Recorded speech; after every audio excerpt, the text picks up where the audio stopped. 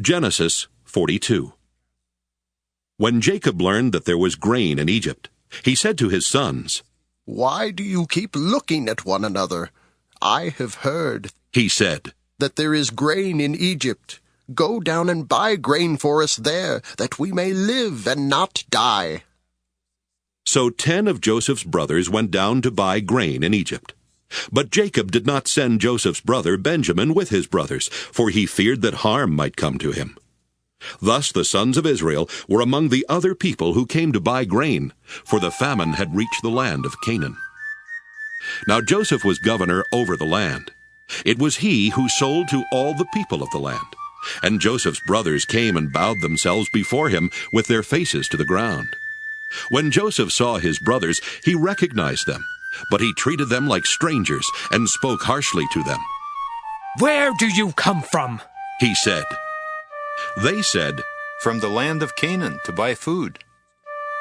Although Joseph had recognized his brothers, they did not recognize him. Joseph also remembered the dreams that he had dreamed about them.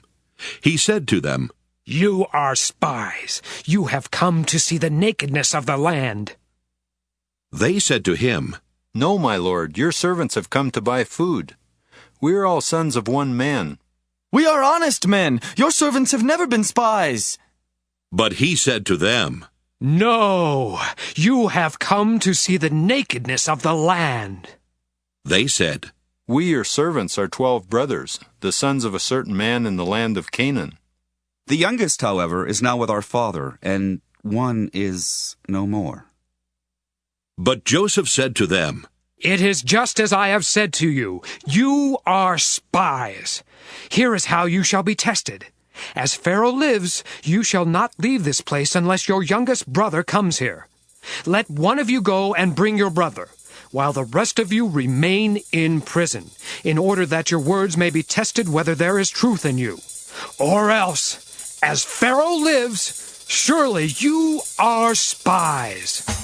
And he put them all together in prison for 3 days. On the 3rd day, Joseph said to them, "Do this, and you will live, for I fear God.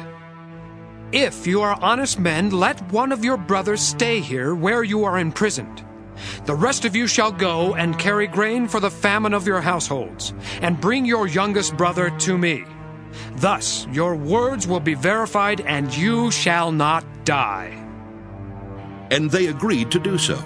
They said to one another, "Alas, we are paying the penalty for what we did to our brother. We saw his anguish when he pleaded with us." But we would not listen. That is why this anguish has come upon us. Then Reuben answered them, "Did I not tell you not to wrong the boy? But you would not listen, so now there comes a reckoning for his blood." They did not know that Joseph understood them, since he spoke with them through an interpreter. He turned away from them and wept. Then he returned and spoke to them, and he picked out Simeon and had him bound before their eyes. Joseph then gave orders to fill their bags with grain, to return every man's money to his sack, and to give them provisions for their journey. This was done for them. They loaded their donkeys with their grain and departed. When one of them opened his sack to give his donkey fodder at the lodging place, he saw his money at the top of the sack. He said to his brothers, "My money has been put back. Here it is in my sack." At this they lost heart and turned trembling to one another, saying, "What is this that God has done to us?" When they came to their father Jacob in the land of Canaan, they told him all that had happened to them, saying, "The man, the lord of the land, spoke harshly to us and charged us with spying on the land. But we said to him, 'We are honest men, we are not spies. We are 12 brothers, sons of our father. One is no more, and the youngest is now with our father in the land of Canaan.'"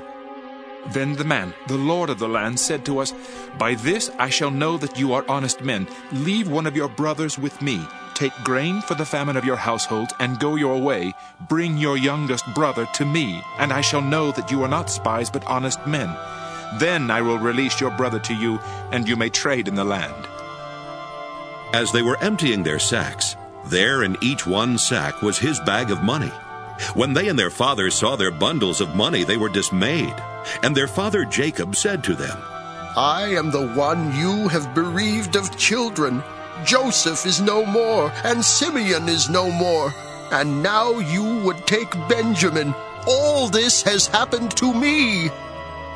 Then Reuben said to his father, You may kill my 2 sons if I do not bring him back to you. Put him in my hands, and I will bring him back to you. But he said, "My son shall not go down with you, for his brother is dead, and he alone is left.